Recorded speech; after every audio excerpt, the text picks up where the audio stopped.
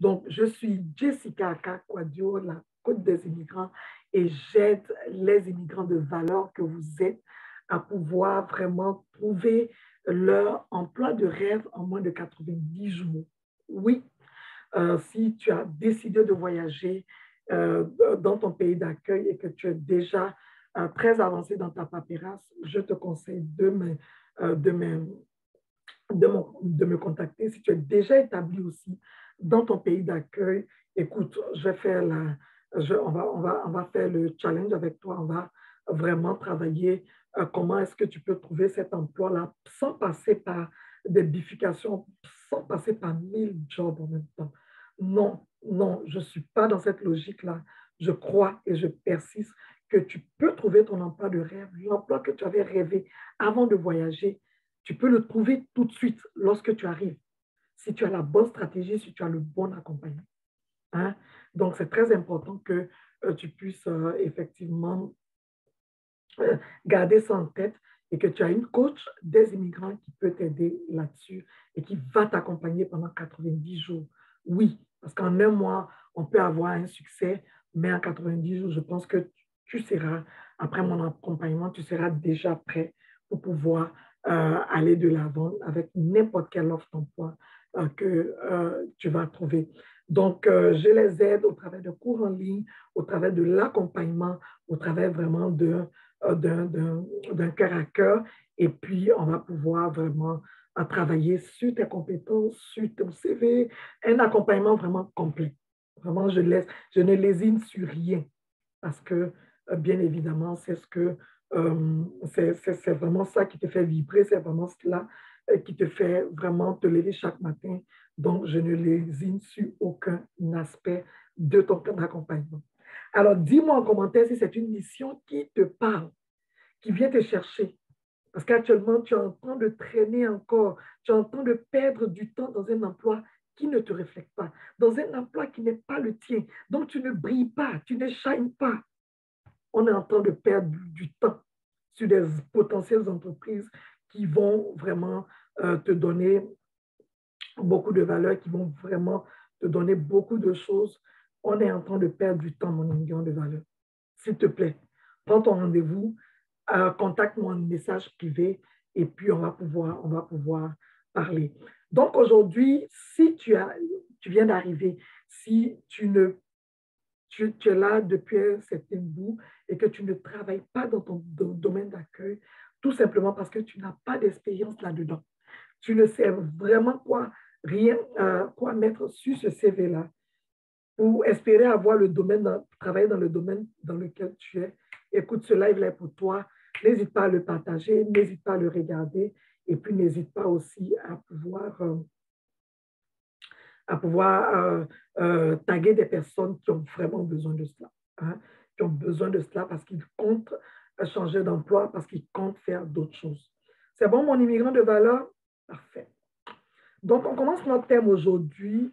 Je vais juste faire allô à toutes les personnes qui sont déjà là. Alors, je n'ai aucune expérience dans mon pays d'accueil. Jessica, qu'est-ce que je mets sur mon CV? Est-ce que je mens? Est-ce que je dis autre chose? Qu'est-ce que je mets? Hein? Jessica, qu'est-ce que je fais sur mon CV? Écoute, ne prends pas peur. Je vais pouvoir t'aider. Ce live-là va vraiment te donner des idées claires, te donner qu'est-ce que tu dois faire concrètement sur ton CV. Hein? Donc, déjà, on va aller regarder ce poste-là qui est le nôtre, cette offre d'emploi-là, qu'on soit déjà dans notre pays d'accueil ou bien on soit dans notre pays de naissance, en train d'immigrer, se préparant d'immigrer, en train de faire le grand saut, en train de penser, parce que j'ai eu à parler comme ça avec des immigrants de valeur que j'accompagne. Et bien évidemment, si j'ai eu à parler avec eux, et généralement, tu vas pouvoir avoir plus d'opportunités si tu as un emploi dans le pays dans lequel tu t'en vas. Ça va pouvoir être plus facile, ça va être plus fluide pour toi. Tu vas avoir beaucoup de clarté parce que dès que tu arrives, tu as déjà même un stage, un bénévolat, tu as déjà quelque chose dans ton domaine Et puis, arrivé là, maintenant, tu vas observer. Donc, déjà, lorsque tu arrives, avec ta recherche d'emploi, avec ta recherche d'informations sur ton pays d'accueil, whatever, si c'est en Afrique, si c'est en Europe, si c'est en Amérique, si c'est en Océanie, n'importe quel continent dans lequel tu vas immigrer, n'hésite pas déjà à prendre 1 ou 2 heures, aller sur les moteurs de recherche d'emploi propres à ces pays-là. Parce que certaines fois, il y a certains moteurs de recherche qui marchent un peu plus en interne dans ces pays-là que dans d'autres. Donc, n'hésite pas. Hein, n'hésite pas, n'hésite pas à aller à prendre 1 ou 2 heures par jour. 1 ou 2 heures, c'est trop. 30 à 45 minutes à aller dans ces moteurs de recherche-là et puis aller dans la barre de description, mettre ton emploi que tu veux faire. Hein? Ça peut être un emploi de débardeur, ça peut être un emploi de couturier, ça peut être un emploi de technicien, d'opérateur sur des plans machines. Ça peut être vraiment, il y a une diversité d'emplois. Hein? Donc, déjà, avec ces emplois-là, avec cet emploi-là, tu vas pouvoir effectivement, tu vas pouvoir avoir une idée de comment est-ce qu'on affiche le poste, de comment est-ce qu'on prévoit le poste, et tu vas lire si ce poste-là te convient. Tu vas lire si ce poste-là demande de l'expérience. Évidemment, tous ces postes-là demandent de l'expérience. Quelle entreprise veut travailler avec un nouveau? Quelle entreprise veut travailler avec quelqu'un qui est like a brand new, right?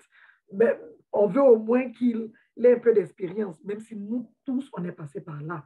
Zéro expérience dans notre pays d'accueil. N'importe quelle entreprise va te dire en bas 1 ou 2 ans d'expérience, 3 ans d'expérience. En tout cas, ils vont te dire tout ce qu'ils veulent. Mais toi, tu as déjà eu cette expérience peut-être dans ton pays d'accueil ou c'était un nouveau saut que tu veux faire dans ton pays. Tu as déjà peut-être cette expérience dans ton pays de naissance, mais tu veux faire vraiment un nouveau saut dans ton pays d'accueil. Alors, comment est-ce que tu t'y prends lorsque tu vois que c'est une offre qui t'intéresse, ça te plaît, tu veux vraiment appliquer? Comment est-ce que tu te prends avec ton CV? Ça, c'est vraiment l'objet de ce live-là. D'abord, le CV, tu vas le constituer d'une manière autre. En général, moi, lorsque je fais des CV pour mes clients ou bien je corrige leur CV, ce que je vais faire, je vais mettre en avant leur force. Je vais mettre en avant les opportunités qu'ils représentent pour la compagnie. Donc, je vais mettre à l'avant vraiment en tête de liste. Dès que la machine qui lit le CV ou le spécialiste en gestion des ressources humaines, dès qu'il a, déjà, ce qu'il recherche, ça le frappe à l'œil. Ça lui frappe à l'œil, donc il s'arrête tout de suite. Donc, déjà, si tu veux que je revoie ton CV, si tu veux que je revoie tes affaires, vraiment, n'hésite pas à m'envoyer un message privé. On va pouvoir passer au travers de ce CV-là pour que ce que l'entreprise recherche, tu puisses lui donner dans les premières lignes de ton CV. Ça, c'est capital. C'est vraiment capital. Alors, qu'est-ce que je mets vraiment en termes qu'est-ce que je mets vraiment en termes de, je vais, en fonction, puisque je n'ai pas d'expérience dans le pays, si j'avais de l'expérience dans mon pays de naissance, je vais le mettre en même temps, dans le domaine dans lequel je veux travailler. Je vais le mettre en premier lieu. Si je n'ai pas travaillé dans mon pays de naissance, c'est très important, écoute bien cette partie-là, mon immigrant de valeur, si je n'ai pas travaillé dans mon pays, dans ce domaine-là, et que je veux faire un grand job dans ce cas-là, je vais mettre ma formation en avant. Je vais mettre ma formation que j'ai faite. Et je vais mettre la formation, le lien que j'ai avec ma formation, avec l'emploi en question. C'est aussi simple que ça. Je vais mettre le lien que j'ai entre ma formation que j'ai faite, est-ce que c'est un bac plus? Est-ce que c'est un DSS? Est-ce que c'est un DEP? Est-ce que c'est whatever, un BTS, n'importe quel niveau? Je vais matcher avec ce qu'ils demandent dans l'emploi. Et en matchant, je vais ressortir dans ma formation, je vais aller prendre certains cours spécifiques. Je prends un exemple. Un cours peut-être sur la rémunération. Un cours en gestion de rémunération. Donc, un cours peut-être rémunération directe, rémunération indirecte, rémunération interne, externe. Je prends quelque chose de spécifique dans la formation que j'ai faite. J'ai fait cette formation, j'ai fait ce cours-là dans le cadre de ce diplôme-là et voilà même mes résultats. Oui, je peux mettre les résultats que j'ai bien performé pendant ce cours-là parce que ça parlait de telle ou telle valeur et je vais les mettre en avant dans ma formation parce que je n'ai pas d'expérience dedans. Qu'est-ce que j'ai? J'ai une formation qui prouve que si vous me mettez à cet emploi-là, je sais de quoi cet emploi-là parle. Je sais ce que ça veut dire. Je sais ce que je peux faire avec.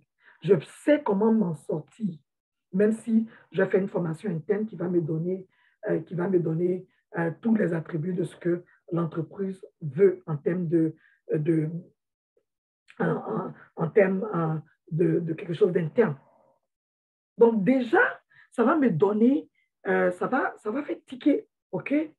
Il n'a peut-être pas d'expérience, il n'a peut-être pas d'expérience dans son pays d'accueil, il n'a jamais travaillé dans ce domaine-là. Mais voilà les cours qu'il a fait. Il a complété. Et croyez-moi, les formations qu'on met sur le CV, c'est parce qu'on y a déjà travaillé. Les formations qu'on met sur le CV, c'est parce qu'on a déjà participé à un cours, on a déjà fait des évaluations par rapport à ces matières-là. Donc, on a une idée, même si on n'a pas fait la formation dans notre pays d'accueil, on a déjà une idée. Et croyez-moi, le recruteur va faire confiance à cette formation. Même si ce n'est pas comme à 100% sûr, il va savoir qu'il est avec quelqu'un qui a été formé dans cette matière. Donc déjà, mettre ma formation que j'ai faite, si je n'ai fait aucune formation dans ce domaine et que c'est comme je veux explorer quelque chose de complètement nouveau, en ce moment-là, je vais mettre une expérience que j'ai faite dedans. Ou bien je vais, même du bénévolat que j'ai fait dedans, je vais aller le sortir. Je vais aller le chercher. Même si j'ai participé à un colloque, à quelque chose qui rejoignait un peu, toujours faire le lien, c'est très important, mon immigrant de valeur. Toujours faire le lien. Toujours faire le lien de qu'est-ce qu'on me demande ici et puis qu'est-ce que j'ai déjà fait, où j'ai déjà participé, quel atelier, quelle formation. Moi, par exemple, dans le cadre de mon emploi, quand j'étais dans mon pays d'accueil, je travaillais dans un domaine où à chaque année, je voyageais. Je partais à des séances de formation qui peuvent faire comme 10 jours, qui peuvent faire 2 semaines, bon, rarement 2 semaines. Mais en tout cas, à chaque année, je pouvais aller faire. Et à chaque année, il y avait des thèmes. Et thank God, j'ai les attestations que j'ai pu participer déjà à ces ateliers-là. Donc, quand je suis arrivée dans mon pays d'accueil, que je voulais rentrer dans un domaine, hein, je travaillais dans le domaine financier, je voulais rentrer dans le domaine bancaire. Si j'ai fait une formation en vente, j'ai fait une formation en conseil dans le cadre de ces voyages-là. J'ai juste mis l'accent dans ces formations-là. Qu'est-ce que je suis allée faire dans ce pays-là? Quand je voyageais, qu'est-ce que je suis allée faire concrètement dans ce pays-là? Tu comprends mon immigrant de valeur? Et c'est comme ainsi, petit à petit, que j'ai pu avoir cet emploi-là. C'est vraiment mis le lien entre la vente, entre le conseil et puis mon domaine dans lequel je suis. Comment est-ce que je vais pouvoir aider les personnes? Comment est-ce que je vais pouvoir faire ci? Comment est-ce que je vais pouvoir faire cela? Donc, mon immigrant de valeur, c'est très important que tu aies cette formation-là ou même cette petite, ce petit voyage-là que tu as fait, ce petit stage de formation. En tout cas, quelque chose que tu as pu participer, même si c'était comme 5 heures de la journée, que tu puisses le mettre dans le cadre, puisque tu n'as aucune expérience dans ton pays d'accueil. Après cela, dès lors que tu as pu faire un lien avec une petite chose que tu as fait, soit un stage, soit un projet auquel tu as participé, même si tu as été observateur dans ce projet-là. Dans un projet, on a plusieurs vagues, on a plusieurs étapes dans un projet. Donc, même si je n'ai pas participé à toutes les étapes du projet, mais que j'ai été un observateur parce que je vais juger ce projet-là et que ce projet-là intervient dans la rémunération interne des entreprises ou intervient dans la rémunération en entreprise, je vais dire que j'ai été, dans le cadre de ce projet-là, j'ai été ici. J'ai été là. Et j'ai vu des observations, j'ai fait des liens, j'ai regardé beaucoup de choses. Et puis, je vais dire ce que j'ai ressenti, je vais dire l'expérience que ça m'a apporté, comment est-ce que j'ai contribué, comment est-ce que l'expérience aussi du projet a contribué à donner cette force-là en moi pour pouvoir me dire que je suis le meilleur candidat pour ce job-ci. Donc, c'est très important. Ne néglige rien, s'il te plaît. Ne néglige rien. Du bénévolat, ne néglige pas. Même si tu allais à ce bénévolat-là, toi, tu faisais juste surveiller du matériel. Tu étais là. On peut vérifier que tu avais participé à ce bénévolat. On peut le vérifier. On peut le vérifier. Si aujourd'hui, il y a un contrôle, on peut dire, Jessica, tu as été à ce bénévolat-là. Si bien sûr, tu n'as pas de documents qui prouvent, on peut se référer à des personnes de référence. Oui, des personnes qui peuvent prouver que Jessica était à telle place, à ce séminaire-là. Oui, on a son nom dans les archives. La troisième chose que je peux mettre dans mon CV, puisque je n'ai aucune expérience, puisque je ne peux pas m'ennuyer ici, je vais mettre mon expérience, je vais mettre plutôt dans mon expérience des stages, du bénévolat, de n'importe quelle formation que j'ai fait, de n'importe quel projet auquel j'ai participé. Je vais mettre maintenant mes capacités intellectuelles, mes capacités relationnelles, mes compétences, à savoir mon savoir-être, mon savoir-faire, mon savoir. C'est tout. Je vais le mettre en avant. Pourquoi est-ce que dans ce poste d'analyste peut-être comptable, pourquoi est-ce que je serai la bonne personne?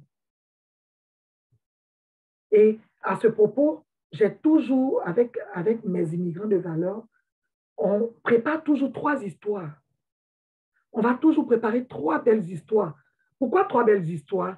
Pour pouvoir montrer notre expertise, pour pouvoir faire des liens de corrélation par rapport à l'histoire que j'ai vécue, une expérience que j'ai vécue et un savoir-être qu'on demande dans cet emploi-là. Analyse comptable, par exemple, dans l'emploi d'analyse comptable, on veut quelqu'un qui est vraiment méticuleux, qui va vraiment vérifier les étapes du processus, qui va vraiment vérifier toutes les étapes du processus. Alors, qu'est-ce que je fais dans ce cas-là? Je vais immédiatement euh, euh, dire que dans ça c'est vraiment quelque chose que je prends le temps de faire avec mes immigrants de valeur. Qu'est-ce qu'ils ont fait réellement?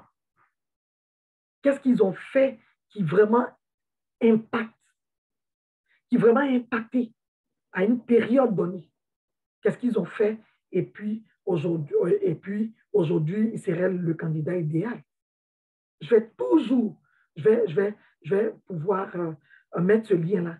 Et puis, après, ils vont faire des essais, ils vont commencer à s'approprier cette histoire-là de façon naturelle.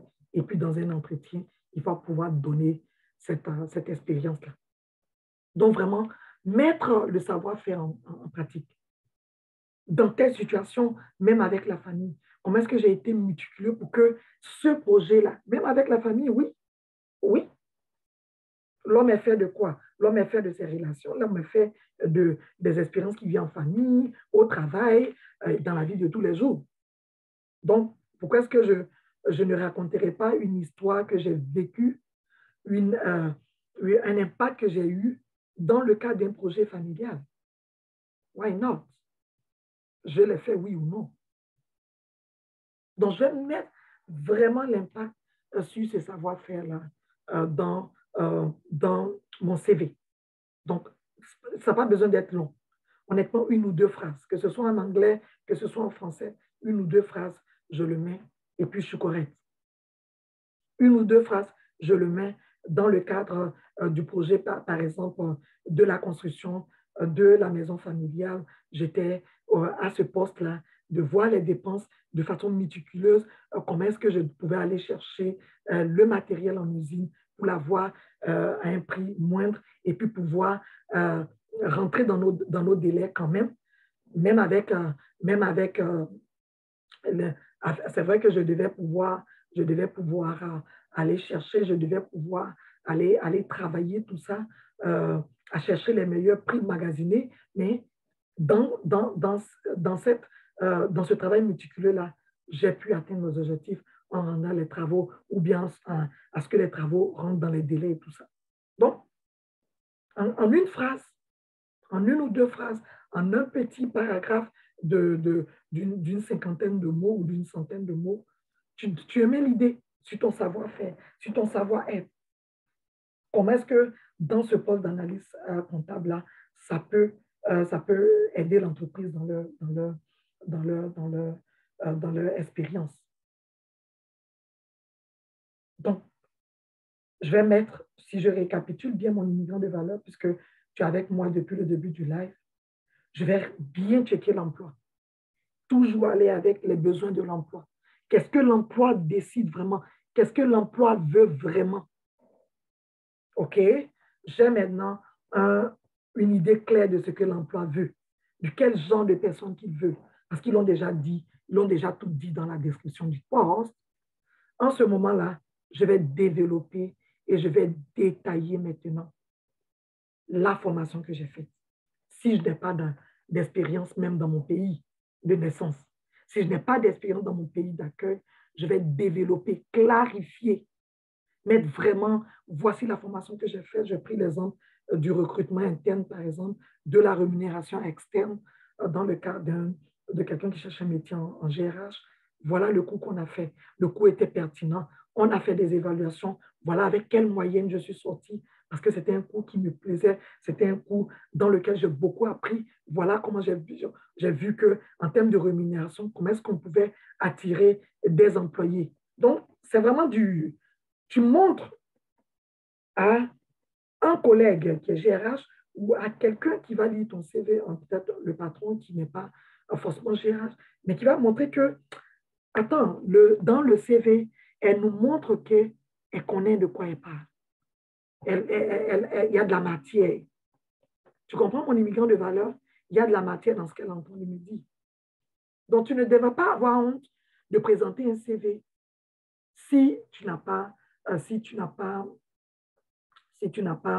d'expérience dans ton pays d'accueil. Non, tu ne devais pas avoir honte. Au contraire, tu devais l'enrichir d'autres choses que quelqu'un qui a déjà fait plusieurs emplois. Et puis, quelque chose de très important que je voulais que tu rajoutes dans ce CV-là, c'est bien sûr tes centres d'intérêt, ton bénévolat que tu as déjà fait dans ton pays d'accueil ou bien dans le pays de naissance duquel tu viens. Oui, c'est très important de mettre tes centres d'intérêt, de mettre ce que tu aimes vraiment, de mettre ce que tu veux vraiment. C'est quoi tes hobbies? C'est quoi que tu aimes vraiment? ça va bien entendu venir encore corroborer tes premières phrases, ta formation. Ça va vraiment donner un aspect, euh, un aspect intéressant un aspect intéressant effectivement de pouvoir définitivement prendre au dépourvu hein, le recruteur qui reçoit ton CV. Donc, n'aie pas honte. Il faut toujours commencer quelque part dans l'union de valeur. Des fois, l'emploi va venir au moment même qu'on ne l'attend pas. Dans les premiers mois où on attend de faire toute la paperasse, de faire tout ce qui est comme documentation, on tombe sur une belle offre d'emploi. Des fois aussi, on va durer, on va chercher longtemps. Mais avec le live que je viens de te faire aujourd'hui, est-ce que tu penses que peut-être que ton CV n'était pas fait comme il fallait? Je n'ai pas d'expérience dans mon pays d'accueil, oui. Je n'ai pas honte de cela. Il faut bien commencer quelque part. Mais qu'est-ce que j'ai mis pour combler ce manque-là? Pour combler cette expérience-là que je n'ai pas? C'est ce que je viens de te numérer aujourd'hui dans le cadre de ce live-là. Donc, je vais rapidement aller pour voir ceux qui sont avec moi déjà. Ceux qui sont avec moi, je vais leur dire un gros allô. C'est ça, donc, allô, allô, allô, oui. Je vois déjà. Parfait. Je vais juste rentrer ici. Désolé, hein, donne-moi juste un instant. Je vais rafraîchir ma page.